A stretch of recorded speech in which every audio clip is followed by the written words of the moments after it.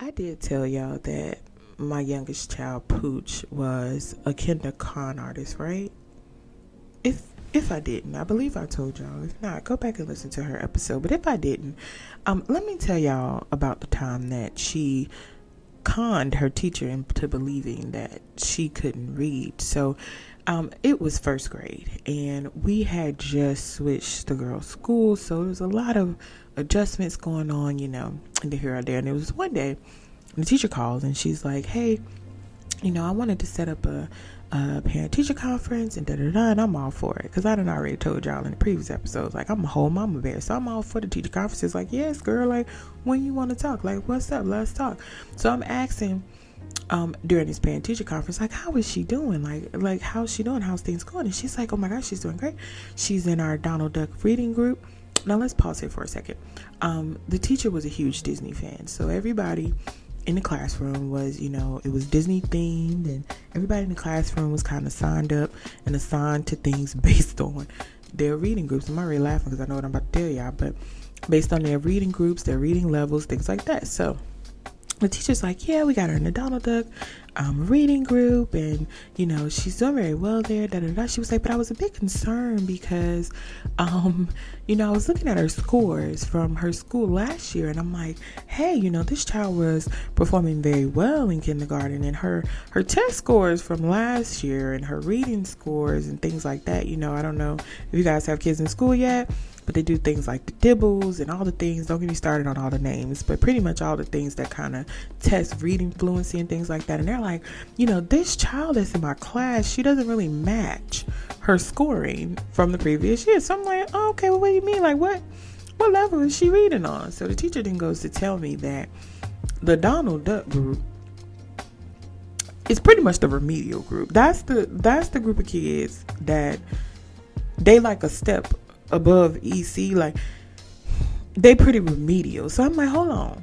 Then she was like, yeah, her reading isn't really up to par for first grade level. So she's in the Donald Duck group, and I'm working with them like daily, and they have to have one-on-one attention. So I'm like, hold on, pause. Who can't read? Let me tell you something about Pooch, y'all. Pooch is probably the smartest kid I have, and here's why I tell you that, because she's the only one who it didn't take much effort to teach her anything. Like, she was the one who caught on the quickest. She was the smarter one of the bunch, right? My other two kids are very smart. However, they work for their grades. Like, they don't just get them and wait. Like, she can wake up and get the grade because she's just smart. Like, stuff just kind of came to her. So I'm like, who can't read? Like, what you mean? Who can't read? So she's like, yeah, like she's in the Donald Duck group, and the Donald Duck group, they need extra help. And I was confused because her scores from last year show she was above reading level. Of course they do. Ma'am, show me what you're talking about. So she shows me this book on the screen. She shares a screen, and the book is stuff like The Bug is Big. Y'all, I need y'all to hear this for context, because I'm finna insert a clip shortly to show you how much of a kinder con artist this little kid was. So the thing was, the bug is big. The world is, maybe not the world, because it still was, that world is a little too big. So it was like, the bug is big. Jack ran fast, like stuff like that. And I'm sitting here like, she is playing you. She is absolutely playing you like a fiddle, ma'am. That baby can read. She actually can read bigger books than what you're talking about. So what do you mean? So she's like, yeah, well, that's what I was asking, because I'm like, her scores don't match. So you know what I did? I took that kid, I picked her up from school that day, and I said, first of all, why is you playing up in these teacher faces and wasting their time? So I took her on to the library downtown, and I said, here, we're going to get these books. Get a couple of these books. Grab them. I don't even care what they are, and let's go home. And I'm going to insert the clip. This is the same night that the teacher called me and told me that she couldn't read. Listen to this baby read. Mommy is missing. Mm-hmm. We have to find her Max. That's the cat. Max cat. Did she make... Stop reading so fast. Go back. Did you make her mess? That word is not her. Did you make this mess? Thank you. Now, I don't know what y'all heard, but I heard a child that reads very well, and she plays entirely too much, and she actually smirked when I said, why did you tell your teacher you can't read, and why are you in the Donald Duck group? I need you to move groups and stop playing with this teacher.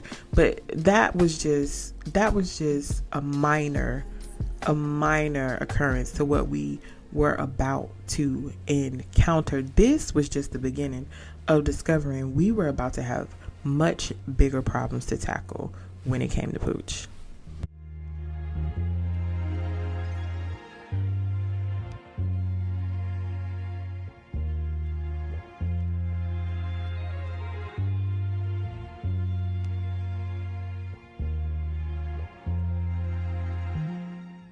Welcome to the Breed Black Mom podcast, where moms of color can come to relax, relate, and release. I'm your host, T, and what's up, my BBMs and BBLs? Pause. How are y'all feeling this week? It is spring break for my kids this week, and listen, if you're hearing this message, that means I'm surviving, I'm alive, and I'm well during spring break. I don't know who I'm kidding. They ain't even here. They with their aunt, but spring break snuck up on me this year, y'all. Like, no idea it was spring break this week. Like, no idea. Zero plans. I had zero plans in place. I didn't even know it was spring break. Like, mom failed completely. I just got too much going on that it slipped my mind, man. So we're just gonna have to wing it. We're gonna have to go with the flow this week. I don't know what we're doing. I don't know if we're doing anything, but I'm gonna throw something in at the end of the week. Cause as moms, we just gotta jazz it up. We gotta spice it up a little bit. Make them think they went somewhere, but they really ain't going nowhere. That's what we're gonna be doing this week. But anyway, we are back this week, y'all, for episode 14, and we are going to discuss what it has been like for me as a mom, discovering what it is like for me to have not one, but two neurodivergent babies who have ADHD, because listen, it has indeed been a journey. But before we jump into all that, and I'll let y'all know what that's like, if you are new here and you haven't already, please follow Breed Black Mom the podcast on Facebook, Instagram, YouTube, Apple Podcasts, and Spotify. But most importantly, don't forget to like, share, and subscribe to the podcast on whatever streaming platform you are listening through right now. Lastly, don't forget to leave a review. Tell the people if you are liking this or not. The people, let me give you the cheat code. That's me. The people is me. I know that's not proper grammar, but we are free to be us in this space, so I say what I want. But don't focus on my grammar right now. Focus on whether or not you are showing your support by doing all of the things above, to keep rocking and rolling with me. Okay. I do have to give my little disclaimer for this episode, because this is a topic where there are very strong opinions in relation to what we're going to discuss today. So here we go. Just a reminder, there is safety in this space. Understand that all opinions and the perspectives that are presented across this mic belong to the speaker. So whether that is me or any guest that I have on my platform, they are not intended to be used as judgment against others, nor are they intended to be fact for anyone else. Respect and freedom and choice in how we get to parent our children is very important to me. So please understand that I am speaking from my own personal experiences only. I am not seeking agreement, only an opportunity for conversation and an opportunity to create awareness, whether that be an awareness of yourself or an awareness of our cultural decisions that we have normalized as a people. Okay, that's enough of that. Let's get into it and discuss ADHD'is is too much.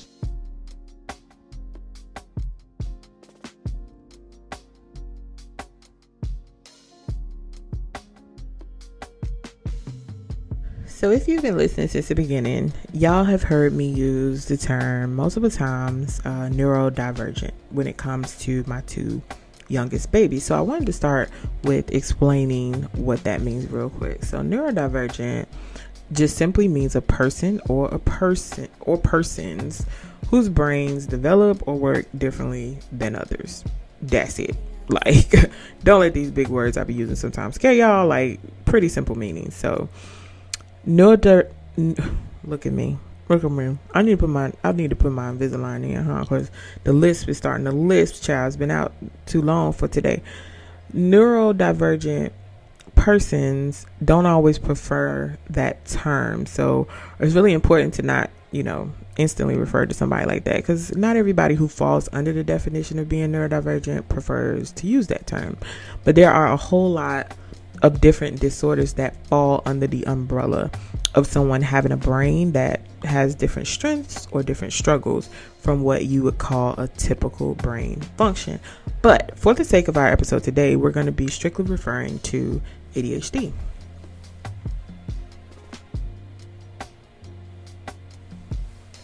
So I keep telling y'all that I'm a therapist with a therapist, and that's not to brag, but to more so normalize the fact that just because I have this gift and this training to help other people don't mean that I know what I'm doing.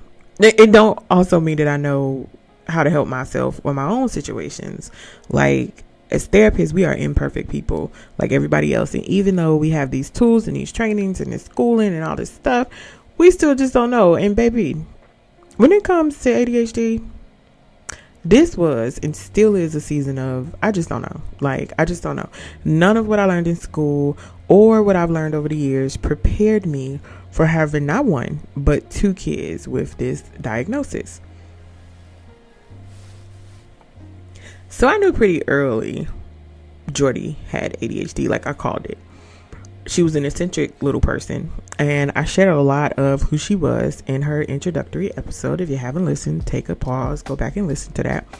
But what really stood out early for me was some of the behavioral stuff. Like, for instance, when she learned how to talk, she talked excessively, like not just your normal little chatter, but like woke up talking, went to bed talking, like loved her little life, her little precious face, but was like, Father God, will she ever stop? Like, why does she never put a pause in there, a comma, nothing? She was just always talking. She was also really impulsive in some of her behaviors. So she had no sense of boundaries. And when I say that, she was a toddler. So I mean things like, she always wanted to hug or grab or touch you or touch things. And even when we were teaching her things like stranger danger or safe space, she just couldn't help herself. Like, she just wanted to hug you. Like, it was very sweet things, but she just wanted to like hug you or grab you or touch you. And it was just like, oh my God, what is it? She would also blurt things out, interrupt you. I used to call her like obnoxious. I was like, she's just obnoxious. I thought it was just like a personality trait, but that's how she was. She also just could not sit still. Again, a lot of this stuff is kind of like teetering on, okay, she's 4, or okay, she's 3. So this is all normal, but I knew there was something outside of the parameters of normal that was taking place. And even when it came to her sitting still, like, we would sometimes make a joke about how long she was going to be able to sit there without moving. So we would be like, Jordy, like, sit still, put your hands in your lap and just see what she would do. Because it would be long. And she was just like, oh my God, I just got to touch you. She was also really emotional and sensitive, which I told y'all about, but again, not just your normal 3 or 4. Like, her emotions were huge, bigger than normal, kind of outside of that box. And I'm like, what is it with this kid? So I knew enough to know early, like, just my basic definition, my basic understanding of ADHD, that she was definitely starting to show signs. I went to a training, I remember, when she was about 3 or 4 in my profession, and the whole training that day was about ADHD, and I was like, yep, I knew it, like everything they were touching on. But with the diagnosis like ADHD, you cannot make it official without having a school component. So it has to show up in several different areas. So of course at home, but then like 2 other areas outside of home. So for the sake of Jordy at the time, church, which was the only other place she was really regularly at, and then school. School has to be a component. She wasn't in school yet, so I didn't really have much to work with. So I kind of just stopped. Like, there was this thing in the back of my head, like, I think she got ADHD, but I never really went any further with it from there.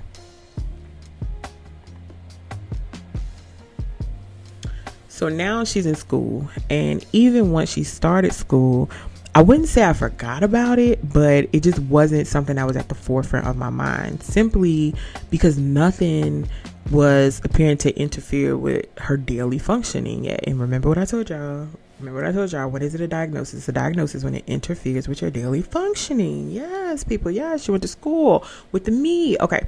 But yeah, so nothing was out of the ordinary. You know, we knew she was a little obnoxious and stuff at home, but it wasn't bothering us to where we was like, oh my God, this is interfering with our everyday life. Her level of obnoxiousness calmed down like a lot. And I think it was, you know, maybe because it was a new baby in play. So, or we just weren't paying attention because of the new baby. Either way, I don't know. Long story short, it wasn't a priority at the time. She was still like excessively talkative at time. We still had issues with like impulse, her blurting out things, sometimes talking over others or interrupting. And then that just kind of overall being fidgety. But I honestly was just starting to chalk it up to it's who she is. Like, it's her personality. It's what makes her unique, and just kind of teaching her boundaries and controlling it. Like, I wasn't as focused anymore on the ADHD part, but just kind of like, it is what it is, right? I was noticing some other little things. Like, for example, she would not be able to complete a task without prompting or like redirection. So, for example, one day she was sweeping the floor, and I'm like, you know, Jordy, sweep the floor. And literally 3 different times, I'm like, where's Jordy? She's in the room and she's watching TV. Jordy, you were sweeping the floor, baby. Oh yeah. She go back up there to sweep the floor. She got through the floor, then she's doing something else. Jordy, what are you doing? I'm doing it. Okay, you were sweeping the floor. Oh yeah, I was sweeping the floor. And then she's almost done with the floor. She goes to get the dustpan, and she disappears again. And I'm like, where's this kid? So I'm like, Jordy, what were you doing? I went to get a dustpan, but she was in the room doing something completely different. And I'm like, child, you were sweeping the floor. And she's like, oh yeah, I was sweeping the floor. So things like that. And I'm like, oh Father, bless it, help her, Lord. But she was doing stuff like that, and she would do, you know, she would show forgetful signs at home and at school, but again, still wasn't enough. The other component is now she's in school and no issues, right? She's always been a kid that has done well in school. So Jordy is my honor roll kid, no behavioral issues, like literally nothing until 3rd grade. Pause. I'm starting to notice a pattern here with 3rd grade and my kids. Like, what is that about?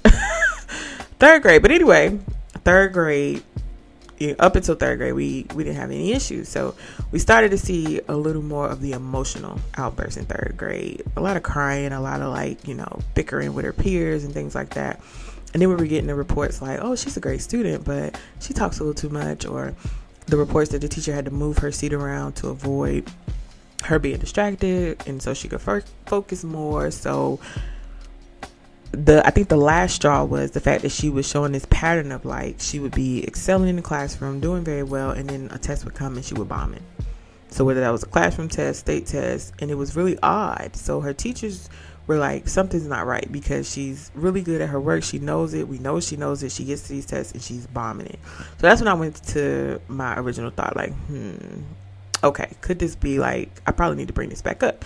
So during one of her parent teacher conferences, I mentioned my suspicion to her teacher, who was amazing then, and she was like, she sighed this sigh relief. She was like, oh my God, girl, I'm so glad that you said it, but yes, that's exactly what we think is going on. So she was sharing with me, like, they, as teachers, for some reason at this school, they weren't allowed to suggest it. But since I said like, hey, you know, I'm starting to think that we need to look at ADHD, she was like, oh, thank God, because I'm starting to see it in the classroom. So we started exchanging information in more detail, and all the signs were just clear that I'm like, okay, yeah, I think it's what I think it is. I contacted her pediatrician, and they did what they call the Vanderbilt assessment. And that's just a screening tool that they use to see if kids have ADHD. So we did one with the teacher, and then her parents had to complete one. All the answers were exactly what we were suspecting. The kid has ADHD. So we then chose to privately get her evaluated by a psychiatrist who specialized in ADHD. So here they did all the like formal brain tests and all the physical tests, all the things that would tell us like if it was an official, something beyond the Vanderbilt. And I think personally for me, I needed that, because the last thing I wanted to do knowing what I know about how society views a diagnosis and about how schools view diagnosis, I did not want to misdiagnose my child. So I needed that like extra step of, hey, let's actually look at her brain and see what's happening. So all the brain function tests at the psychiatrist once again showed what we suspected, and that was that yes, she did indeed have ADHD. Now, at the time of her test, they were considering hers mild to moderate. They also diagnosed her as a secondary diagnosis with generalized anxiety disorder, which is typical as a co-occurring disorder for ADHD, because just the way the brain functions alone in a child or a person, not just a child, but a person who has ADHD, it increases the amount of anxiety that is experienced significantly because it's just too much happening at once for them. So I wasn't shocked at the secondary diagnosis at all. Okay, so boom, we got the official diagnosis. I'm just like, okay, now what? Here's the thing. I was 100% plus another 1,000% against medicating. Like, I didn't want to do that at all. I knew, like, and I think that was one of the reasons I had this fear of getting an official diagnosis, because I was like, nope, don't be talking to me about a medication. So I'm like, now what? I started to dig into, what are some natural remedies? What are some things I could do to help her? So I was seeing things like, hey, change her diet, get on supplements. So that's what we did. And the psychiatrist who diagnosed her also agreed with us that, hey, since it's mild to moderate, you guys can, act a little more proactively, get in front of it and try some of these things first, because she didn't even suggest the medication at that time. There were no deficiencies at school, just some of those big emotions showing up, but not, a little bit of talking here and there, but not nothing major where it was extremely debilitating for her. So we were like, okay, cool. The other part was that the school she was in at the time, they were really cooperative and supportive. So we didn't have to have anything in place like a 504 or anything like that for them to accommodate her. So they were doing things once we got the diagnosis, like, putting her in a quiet area, removing her to test, and it was working. So boom, we're like, all right, cool. What I learned in the research was it was showing things like increasing her magnesium, her omega-3s, and changing up some of her diet would help to improve brain function. Now, let me get this caveat. Make sure y'all buy the right magnesium if you choose to do this, because don't be buying the kind of magnesium that make you poop. Buy the kind that is for cognitive and brain function, because there are two different ones. So I go buy all the things. I bought all the things. I'm in the Whole Food stores. I'm in all of that. And I started her on magnesium. I got her on the omega-3s. I started eliminating some of the harmful junk, buying like things with ingredients that had less than 10 things that you can all read. Like all the things that they said contribute to ADHD. I'm doing it. So far, so good. I wasn't seeing a huge drastic change, but I also wasn't experiencing anything with her that was like worthy of me doing anything more than what I was doing. Like I was pretty satisfied. Like, okay, this is working. Like it's really not that bad. But then came the issues with Pooch.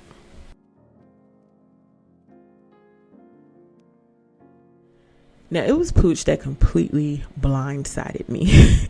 And it all started because I asked about an award at school, y'all. Like, literally an award. Like, I never suspected anything with Pooch up until this point. So, same grade of when, she was pretending to be, well, not pretending, but when she was being the kindergarten artist, first grade, new school, things going well for the most part. And outside of her, trickery, she was doing well. Like every report card that came home was good. Every report card, well, what I thought was good anyway. 2 quarters had went by, like nothing. All her behavior reports was good. At the time they were sending home, like, the little smiley face, I did good today. Like she won't really having any issues at all. So this particular school, they're really big on award programs at the end of the quarter. So they like to acknowledge the kids' achievements. And I just so happen to notice that, okay, here we are into the second quarter. and Pooch is not getting any awards. And I'm confused because I told y'all, mama bear. So I just needed some answers. I won't go on sideways with nobody. I'm just like, hey, girl, hey, I'm just curious, like, why hasn't she earned any awards yet? Because every report I get says she's a good student behaviorally. Every report I get says she's a good student academically. So why is she never getting an award, right? So then the teacher informs me that although she's doing well, she knows her work, she's reading now, she's not finishing any of her work in class.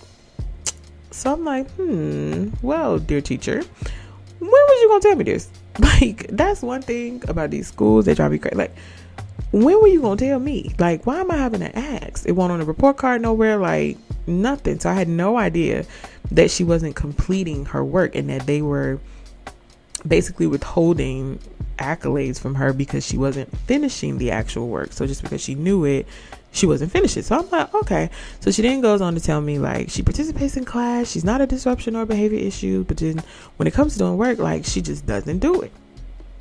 So she also was talking about, how poor her handwriting skills and it being like darn near illegible, like you couldn't read most of what Pooch was writing. Like it still very much looked like pre-K writing. And I had noticed that too, but again, thinking, this is a COVID baby, like meaning she went through COVID, like a pre-K and kindergarten. So I'm thinking like, okay, she ain't been in school, she ain't had enough practice. I'm not thinking anything further than that. So the teacher also goes on to share her reasoning, in believing that it's also Pooch wanting more attention or being spoiled and, potentially like trying to just adjust to first grade and being more independent and just being strong-willed. And, at one point said it just feels like sometimes she just doesn't want to. So I immediately found this odd for several reasons, because one, again, ma'am, why haven't you shared something as important as this with me? And secondly, this is the first time I'm hearing of this, and we had never had any issues prior to this. So the teacher asked to set up a Zoom where I would observe the class outside of Pooch's consent or knowledge so I could witness what she was speaking of. Now, of course, I'm going to agree, ma'am, set this Zoom up so I can see what you're talking about. So she sets up a Zoom, and here's what I observed. I'm giving you the Cliff Notes version. I was on that Zoom for 2 hours. 2 hours. I'm sitting at work for 2 hours, and I'm watching the whole morning routine. I'm watching carpet time. I'm watching everything, right? Pooch has no idea that I'm on the tablet. She does not know I'm there, and I'm watching her, and she's fully participating. Like the teacher said, she's, they're on a carpet, hand raised. She's answering the questions. I hear her answering the questions. The teacher read a story. She was able to read this, give her the context back. She told her every single detail, and I'm just like, so far, what's the problem? Because again, no behavior issues I see, none of that. So they then go back to their desk, and the teacher gives them the assignment from what she read, but it is now a paper assignment. So she literally gave them all the answers on the carpet, but now she needs them to write them. So I'm sitting here like, oh, that's easy. Like, she answered every question, so she knows. The teacher sent me a text because I'm on Zoom, and she's like, okay, here's where, I need you to pay attention. So I'm watching my baby, and she's sitting there, and she's not bothering the soul, y'all. She's on the front row of the class, and little feet swinging. She's sitting there quietly, and it's like she's attempting to do something, but you can see like where it's just like squirrel, It's like she gets ready to write, and then it's like, oh, what's over there? And she's not saying anything. She's not making any noise. Her feet are swinging, but not a distraction. So I'm watching her, and I'm struggling as a mom because I'm watching what looks like my child attempt to do this work and can't, because I know her. It's like she gets ready to write, and then I don't know. It's like something's not clicking. That's how I kept explaining to my husband. Like, I'm watching her, and it's like something wasn't clicking. So I'm like, oh my God. So I immediately was like, I think my child can't focus. Like, I didn't even say ADHD yet. I'm just like, something's not clicking. Like, something's not clicking. Like, I don't know a better way to observe it. So after this Zoom, the teacher and I meet, and I immediately share my thoughts about what I observed and how what I saw wasn't defiance or being strong-willed, because again, the teacher was absolutely convinced that she just didn't want to. And I was sharing with her, like, well, I know my child a little better than you, and that's not what I see. It looks like she's struggling. Like, and I told her, I said, I see a child who can't focus or might be struggling with something. And I also think I was a little bit in denial. Like, for some reason, I knew what it was. Like, I knew what I was looking at, but I was like, like, I'm about to have 2 kids with this diagnosis. Like, it was just something mentally for me. So, I was using terms like, oh, I think she can't focus. I think, she's getting distracted, but I wasn't yet saying, I think she got ADHD. Like, I wasn't there yet.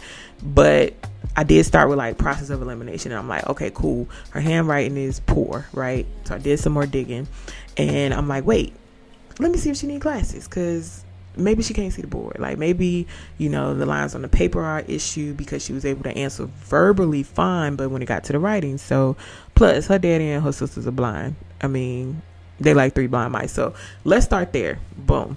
Was right. She did indeed need glasses. So couldn't see a thing. Po baby. It didn't resolve anything though. We got the glasses, got them on a little cute little face. Same issues. She could see the board better and her paper, but nothing changed. Like, nothing changed in her ability to finish her work, and nothing improved with her handwriting. So at this point, I'm like, all right, I'm just going to ask her. So I asked her, I'm like, hey Pooch, like, what was going on? I shared with her, like, mommy was watching, and I saw that you was having some issues focusing. So, like, what's happening? Tell mommy what's happening. And I actually think the night I asked her, she was doing work at home, and I was noticing the same thing. Like, something is not snapping up there. Like, something is not connecting. It's not that she don't want to. It's not, you can see the drift, right? I don't know how to explain it to y'all, like, over a microphone, but if you have a child with ADHD, or you know what I'm talking about, you know exactly what I mean. So I'm like, what's going on, Push? Like, what's happening? Tell mommy what's happening in your brain. So she's like, mommy, there's a dance party in my head and I just can't focus. Like, she wants to go to the party. It's a whole party up there. So immediately, y'all, I feel extreme guilt, because I'm like, okay, wait, how did I miss this? Like, Pooch might also have ADHD, but the presentation was so extremely different from Jordy's. So I'm just like, oh my God, like, I missed this. Like, this is too much, man. So again, y'all, I had a very basic, I keep emphasizing that because I ain't know nothing, very basic baseline idea of what ADHD was and how it was presented in different people. Like, I was so used to the typical presentations that we've all heard about over the years. If you've ever heard or seen or was told that somebody had ADHD, like, you have those stereotypical pictures of what it looks like, and those were the kids who was like running, jumping off stuff, can't sit down, fighting, staying in trouble at school. Like, that's what I thought when I thought ADHD, and that is not at all how it shows up. In fact, ADHD presents very differently in boys than it does in girls. And girls are far less common to be misdiagnosed because of this, or to just not get diagnosed at all. So they miss the mark a lot with girls because it's so different. Males are a lot more likely to be hyperactive. They're a lot more likely to have those impulsive behaviors that we're used to seeing, and their behaviors tend to be very much more disruptive than a girl's, which is why they are more likely to get diagnosed.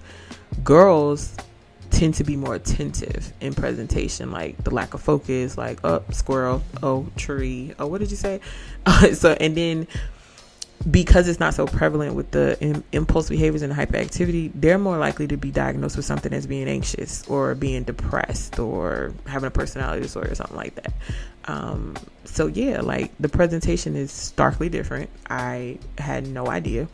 And I've already told y'all, a little bit about how Jordy's presented. Again, school, forgetting, as she continued on in school, things like forgetting her homework, forgetting her stuff at school. She would make careless mistakes in her work. So she would be doing the work right. She knew the answers, but because her brain is working faster than she can write, so she's making careless mistake. One number is often the problem.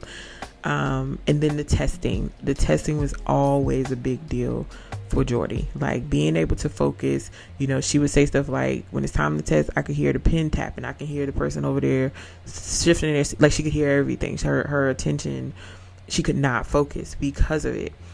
The other part of Jordy that I thought was interesting that I did not learn until later was an ADHD symptom, or a symptom of even anxiety in children, were stomach issues. Like we had such severe stomach issues with Jordy. We were going to specialists. We were having x-rays, MRIs, CAT scans. Like we could not figure out what was wrong with this child. Turns out, because I ain't finna get out that whole backstory, it was somatic, meaning just physical complaints, like very physical symptoms that went along with her ADHD or her anxiety related to her ADHD. And this is very common amongst females with this diagnosis. And I had no idea, guys. No idea.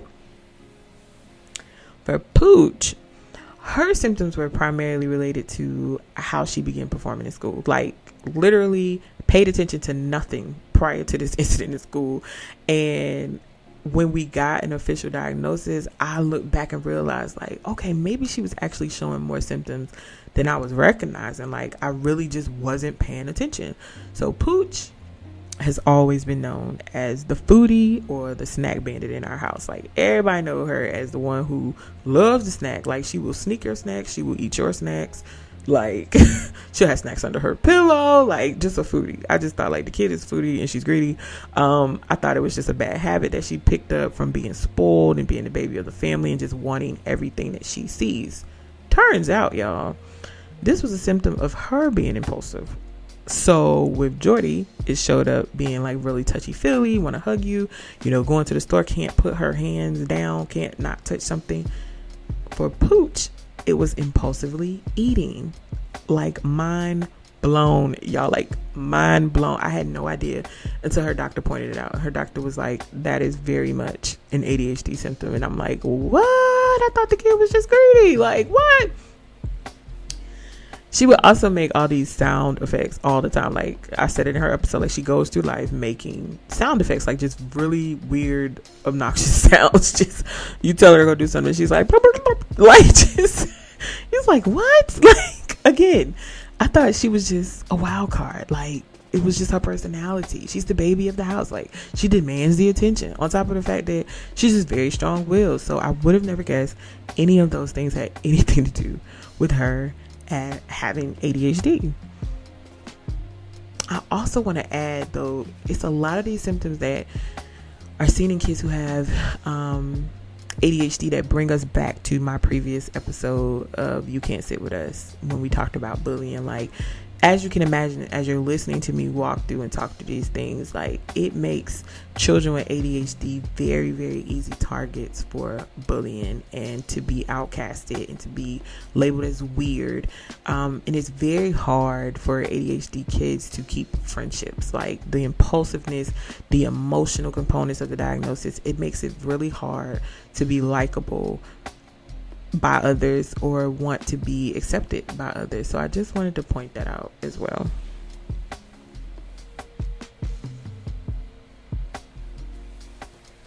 So, okay, we back to Pooch. I contact her pediatrician. They do the Vanderbilt scales. Again, boom, we know she tests on the ADHD scale. Now, I didn't go get her privately tested because at this point I feel a little more familiar. I don't have to pay that money. Like, I know she has it. So I start Pooch on the same regimen as Jordy, like magnesium, omega-3s, like we pumping it in them, right? But nothing was happening. In fact, for Pooch, things were starting to get worse. Like, she's losing her motivation at school. She's losing her drive at school. She would cry about not wanting to go. She would be frustrated a lot when it comes to doing this work. Like, she didn't like it. And she started saying things like, Mommy, I'm not smart. Mommy, I never get an award. I'm not as smart as the other kids. And it was just starting to do homework and get things done. It was just more and more of a task because she felt defeated at this point. Like, it was really working on her self-esteem, the fact that she just could not get this schoolwork. Like, she couldn't get it.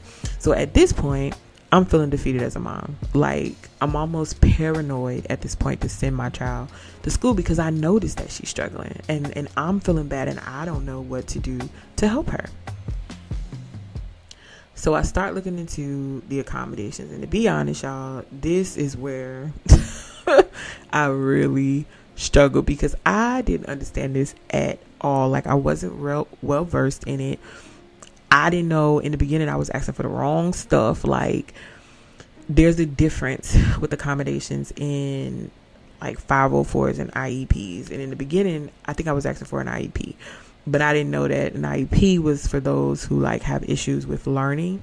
The issues with my kids where they didn't have the issues with learning, they needed accommodations in how they learned, if that makes sense, which was a 504. And listen, I still may not have some of this terminology right, because as we speak in the year of our Lord 2024, I'm still learning this. So, but yes, like essentially the 504 is for the accommodations. The IEP is for those who have issues learning. So it was a whole process for me. Like, it was a journey just down this road.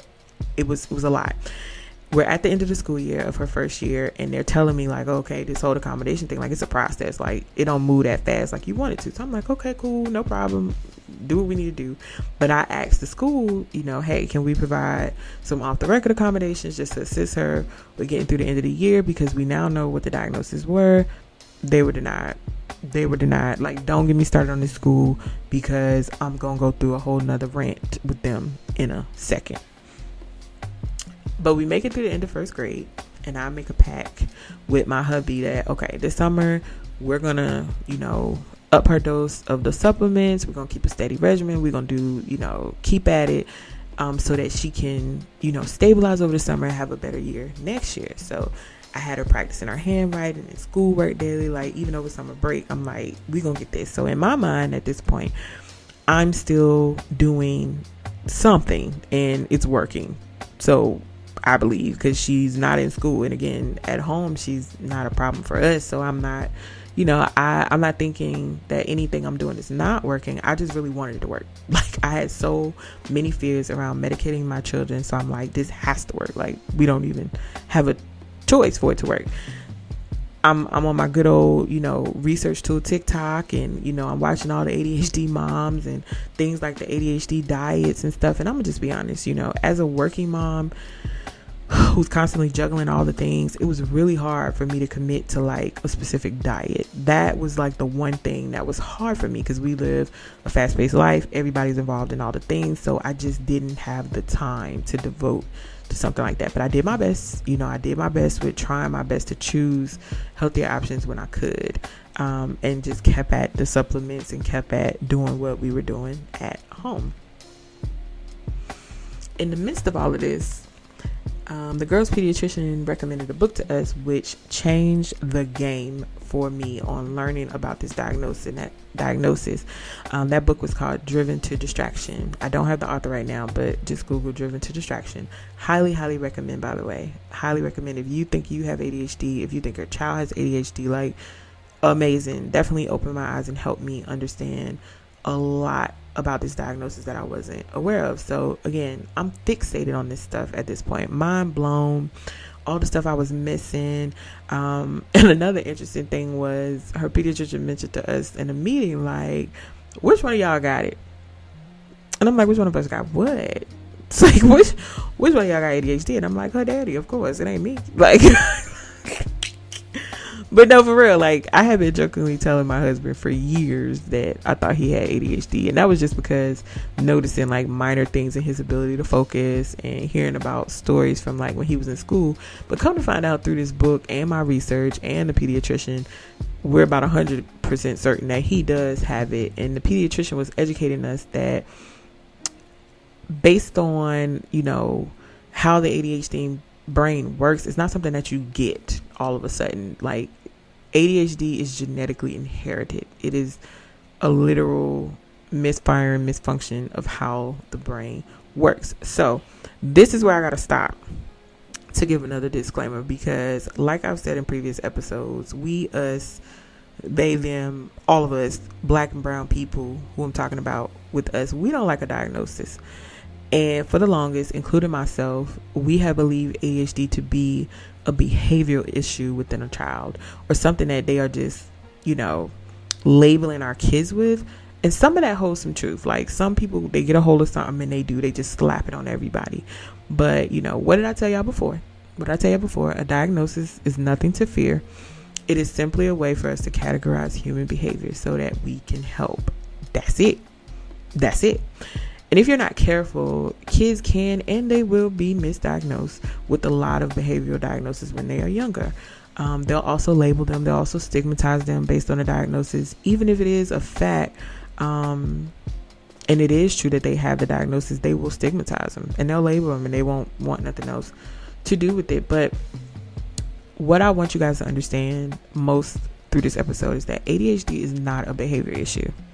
It is a literal dysfunction in how the brain operates. Like, there's a literal misfiring happen, or an inability for the brain to perform certain tasks like a typical brain can. Like, brain scans people were done, like, to show how the difference in a normal child's brain and a child who has ADHD brains work. So what we like to call like executive functioning, which is your ability to organize, plan, and focus, they can't do that. So I want you to think of something that no matter how hard you try, you just can't do it. Something you just can't do. Like, for me, is math. Like, I ain't go to school for math. Like, ask me to talk to you about people, I got you. But math, it ain't my thing.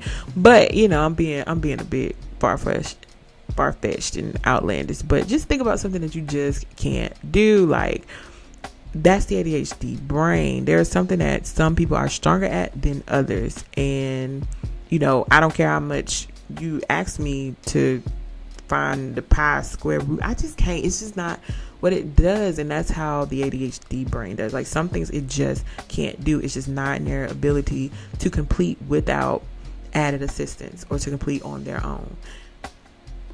Now, here, let's reference the Spare the Rod episode. And imagine punishing, reprimanding, or criticizing a child for something they literally have no control over doing. Like, it breaks my heart when I see this and I think about, the history and how I've seen ADHD be dealt with in the past, because I literally watched my daughter struggled through this and not understand why she can't do or function like her peers can. And I could only imagine the frustration coming from other kids who can't communicate that need. This is not to create shame or guilt for you as a parent, or any other parents who just didn't know, like myself, and you've done it, and you were criticizing and doing things that I'm just frustrated, I just need this child to act right. I'm just wanting to create awareness for a second around the fact that if you have a child who's struggling in school, or at home, and I know it's frustrating, I know it's exhausting, but consider the fact that it might be something going on that is more than that child can communicate with you or anybody else.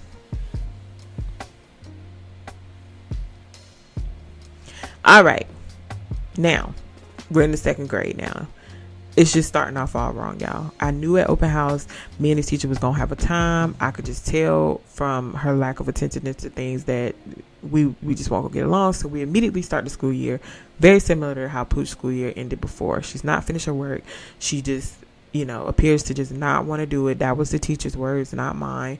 Mind you, she also got that from the previous teacher, which I think is problematic in itself, but that kind of goes back to that labeling and stigmatizing. She really wasn't even giving my child a chance. We also had, Pooch being a bit of a con artist and acting like she couldn't read, and we got past all that. The bigger issue for me once second grade hit was the school's compliance and cooperation in aiding with the accommodation. So I already told y'all the whole background between learning the difference between IEPs and 504s. Prior to the end of the school year ending in first grade, I had already requested accommodations for both of my kids and was told it was going to take a while. All right, cool. Contacted the school prior to starting, nothing. We didn't have these meetings until about a month in, and that went left really quickly. Like, again, giving y'all the Cliff Notes versions. Like, keep in mind, this was a journey. Like, the school, including her teacher and the assistant principal, were very, very resistant. I was having meeting after meeting, y'all, putting in requests via emails. I even typed out, but then hand delivered these like did you get my message? Went up to the school, hey, here's one for you. Like, what are y'all doing? They just kept insisting that Pooch should just work harder, or she should go to, Saturday school, or she should attend tutor, and she should just practice her handwriting more and more. Like, the assistant principal told me one time, oh, get her a journal so she can write. Sir, are you listening to me at all? Like, at all? So after this fight that went on for months, y'all, literally felt like months, they finally agreed to do a trial run of accommodations in which nobody was upholding their end of the deal. And they were giving her things without explaining what they were. So I brought her noise cancellation headphone to try to cancel out some of the stuff so she could focus. Didn't work. Fidget spinners, they just gave her a fidget spinner. She thought it was a toy to play with. Like, they ain't tell her what it was for. Chair band so she can kind of release some of that energy. Again, they don't tell her what it is. They just put it. Like, at this point, I'm frustrated with this school, and I told y'all how I am in the last episode. Like, I'm a whole mama bear, so I'm getting on their nerves, they get on my nerves. Like, I'm desperate at this point, y'all. I'm desperate, and this was an area I felt very defeated in. It was foreign for me. I was not familiar with how to navigate this post-diagnosis. Like, I didn't know what I was doing. I know how to diagnose. I can diagnose, but what now? Like, I didn't know. There was a lot of tears, y'all. A lot of tears, a lot of frustration.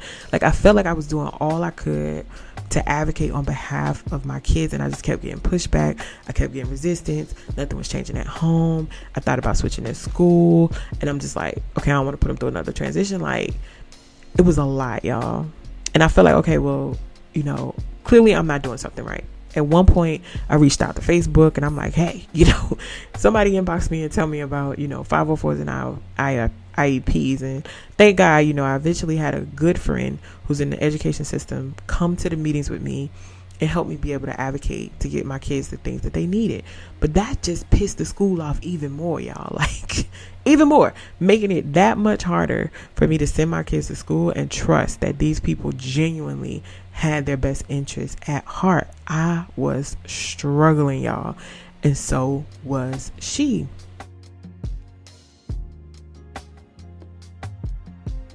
So all this is going on. I've requested her, to be removed from the teacher. Like I said, y'all, I did everything. I'm like pleading with them at this point. And I finally reached, the principal, because now I'm tired of talking to y'all. I'm tired of talking to all y'all. I went straight to the big lady in charge. And, my husband and I made our plea, and we're like, please, at least just switch our classroom, because we know this kid is not, struggling with learning. This kid just needs help, and nobody's holding up their end of the bargain.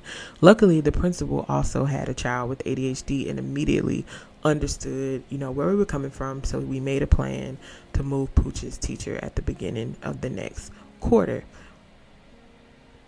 In the meantime, though, I went back to her pediatrician, and I'm talking to him, and I'm expressing my frustration and sharing my desperation. And I'm like, look, help me help her get through these days at school.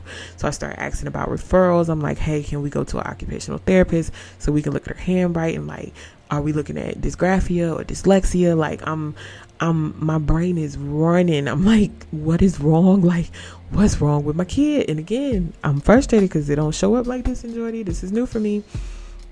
So I'm asking him everything. Like, can we up the supplements? Can I give her more than what I'm giving her? Like, these aren't working. So he finally said to me, Miss Gregory, I want you to consider starting her on a low dose medication. To which my immediate response was, I'm sorry, have you heard anything I said to you? Like, no, we're not doing medication.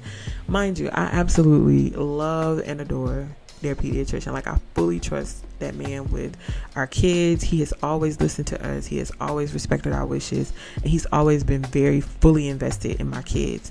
What happens to them, how it affects their bodies. Like, swear by this man. Like, I'm always referring to him. So when he started talking his medication stuff to me, I'm looking at him like, have you known me over the past 16, 17? Like, you already know I'm not doing this. So I'm telling him, what my fears are being in this field. And I have seen horror and heard horror stories about medicating kids. So that was like my first, no, I'm not doing this. Stuff like, hearing about kids, the whole zombie effect, which I didn't want my kids walking around like zombies. It's difficult and it's overwhelming as it is to have a child with ADHD. It wasn't worth it for me. Like, I wouldn't change their personalities for the world. So I didn't want a medication to alter who they was. I love who they are. So another thing I don't think I've shared with you guys on this podcast yet is that in my field, my primary population that I work with is substance abuse. So I've heard the stories over and over again of how they have felt like their ADHD meds were their first high. And I was like, absolutely no. Like, immediately no. Like, I'm not about to voluntarily get my kids high. Like, this is who I'm working with in this profession. Like, I don't want that. But being the good doctor that he is, he listened to me. He heard all my fears, and he immediately, reassured and debunked all of them for me. So we talked about the fact that if a child is a zombie on a medication, then the dose is not right. And how a lot of times parents are just so relieved that the kids aren't off the chain that they don't question the fact that they're not themselves. And, he was educating me on the meds aren't supposed to do that. Like, if the meds are changing their personality, it is not working. Right. So I'm like, okay. It's just supposed to help them be better versions of who they already are. So he also shared with me, that the people who do end up being addicted is because of the fact that it has gone untreated for so long, and that they're trying to find other means to cope with it, which is also true because I see this. This conversation was so hard for me. Like, I hung up and I was just crying. Like, I'm crying. I'm sitting here tearing up talking to y'all again because I felt stuck. Like, I felt stuck between a rock and a hard place. And I was literally watching my child struggle every single day in school, but also feeling like I've tried everything else. So, like, why not do this? Like, it's within my power to help her. Like, why not? So we finally came to the agreement to just give it a try for a week. They were out for break, and he was like, just do it this week. If you don't like it, we'll stop. Me and my husband went through the pros and cons. I did some more crying. He offered me some reassurance, like, babe, like, what's the worst that can happen? It's just a week. If you don't like it, we take her off. Like, I don't think I've ever prayed so hard for something in my life. I was so terrified, and I begged God, like, please, God, let me be making the right decision. Let me be doing, I can't watch her struggle no more. I can't watch her struggle no more. So we agreed, and we tried it out.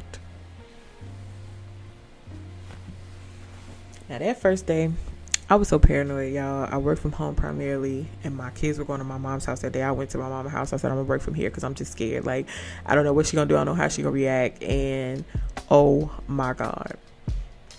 It was like a miracle. I lied to y'all not. It was like a miracle, and it brought me to literal tears to witness what I was seeing. Like, I immediately went and got some work. I'm like, let me see, let me see how she does with this work.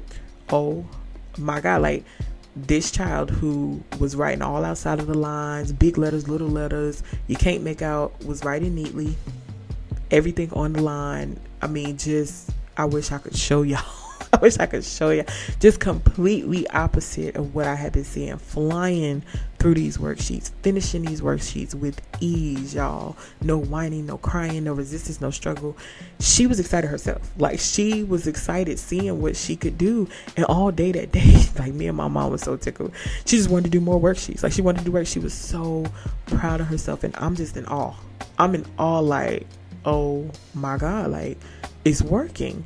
So I asked her that day while we were at my mom's, I'm like, is it still feeling like it's a dance party in your head? And this kid says, no, mommy, they're all at the spa today.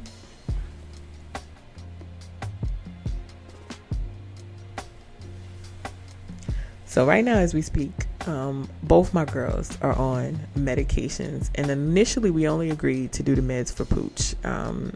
We just so happened to try out Pooch's meds just to see how she did.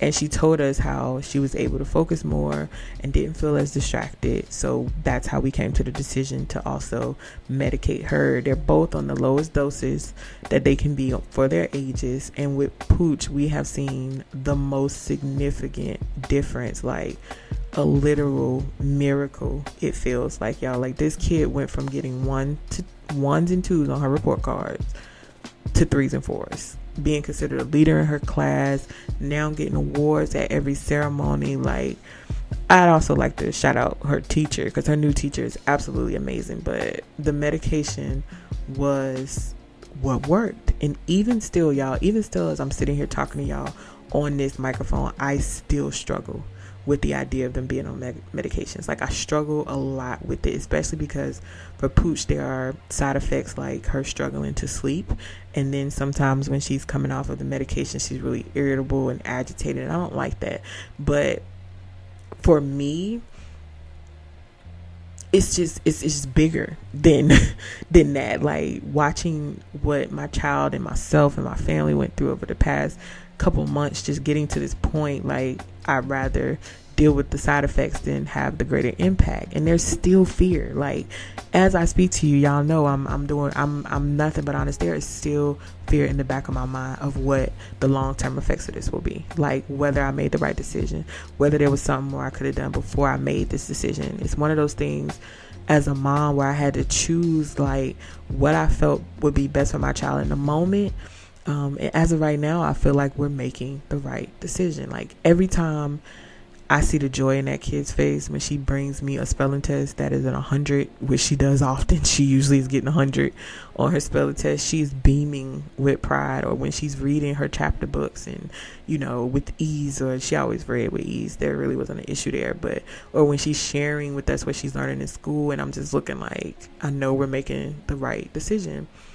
And I really wish I could have been the mom who found the remedy without having to medicate her kid, but I'm not.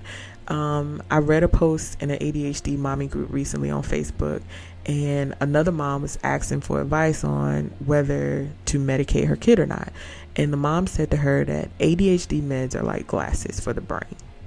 She was making a comparison of people who can't see without their glasses. Like, you can see some stuff, but with your glasses, it makes you better able to focus and you can see things clearer. And I thought that was just the perfect comparison, because she was like, that's what the medications do for the ADHD brain.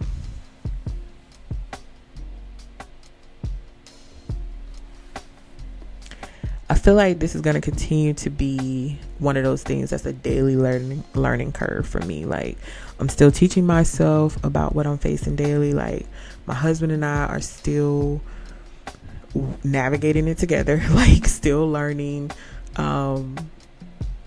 how their brains work, what helps them to function better and at their best. Like, we are both learning as we go.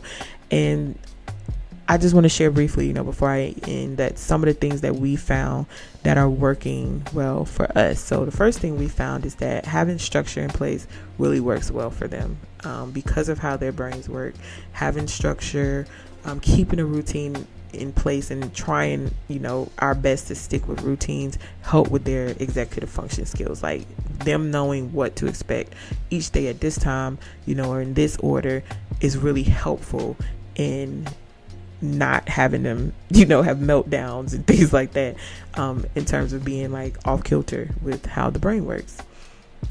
The second thing that works really well with us, but I'm not the best at, because we honest here, like, I do not do well at keeping up with this, but having literal picture chart or chore charts or instructions are key for an ADHD brain. Like, it works like a charm. Being able for them to visually see or have visual reminders of what to do, it really helps them to get through the day. Like, my husband had created chore charts for them, and it was beautiful. Like, they could go to it, they could see, they could check it off. Like, that works wonders for the ADHD brain. And even having things like reward systems in place. Like, okay, you checked off 3 things today, you're going to get this today. Or I would say, whenever you're using that kind of reward system, being able to have something that's a reward that day, and then maybe an overall reward, because it's that immediate gratification that kids are looking forward to. So reward systems work really, really well for the ADHD brain.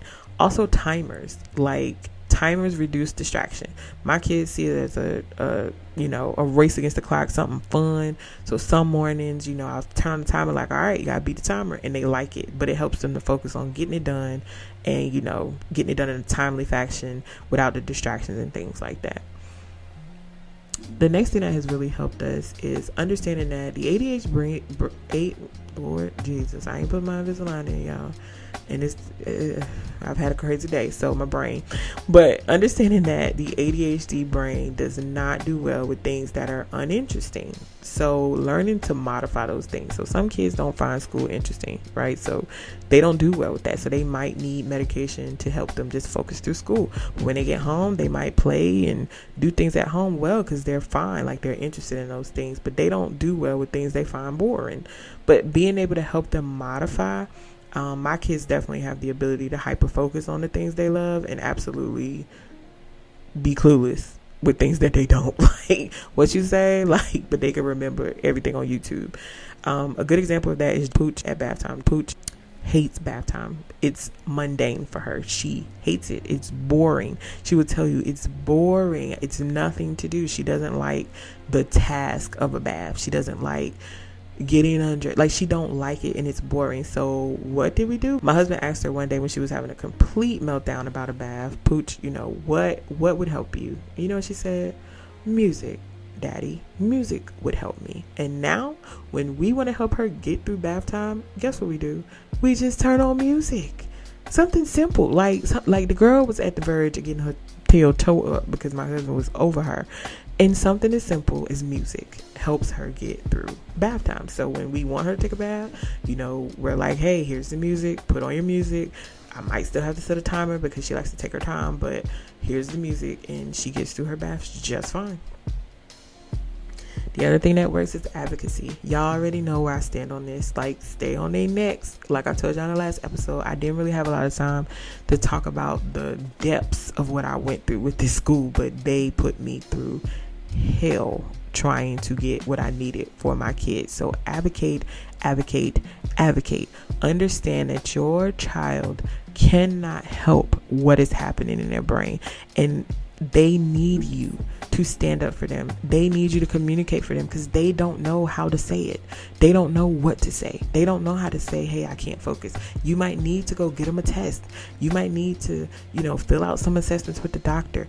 They need you. So advocate, instead of just punishing and criticizing, and advocate. Like, let somebody else see what's going on. Don't be afraid to get a diagnosis. The diagnosis will help you be able to better navigate what to do to help your child. And lastly, for us, what's working for us right now is medication. It is not for everybody, but it is what works for us right now. I still cringe sometimes when they ask me for my ID to pick up the medication for my kids because it's a freaking narcotic. I don't like it. But, there are things that we do that help ease my mind with that. So, for example, because of the type of medication they're on, it's short acting. So it only works for a few hours while they're on it. It doesn't linger. It doesn't stay in their bodies. So we take breaks, for Pooch especially. We take breaks. I don't give it on the weekends. I don't give it during long breaks from school because I don't mind who they are at home. And who they are at home, even though, they're their rambunctious selves, it doesn't bother me. So I don't need to medicate them when they're home. I really feel like it's just beneficial for her right now at school. So that's what we do. So that kind of eases my mind when it comes to the medication.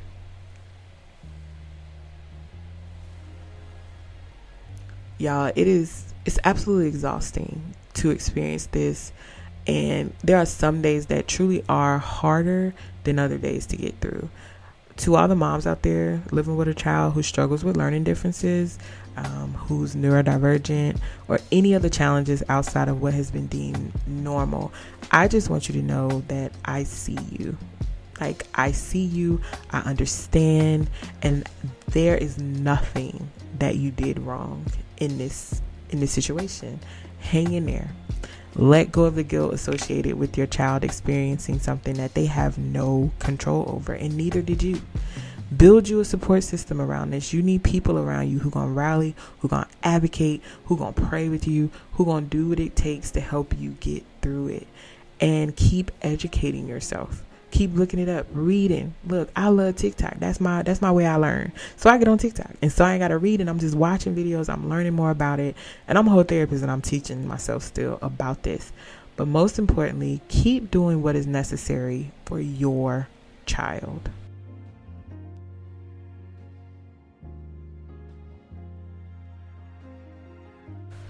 To be honest with y'all, that was an extremely tough episode to get through, because one of the hardest decisions I've ever had to make was whether or not to medicate my children. So this was hard, but we got through it. Deep breaths, y'all.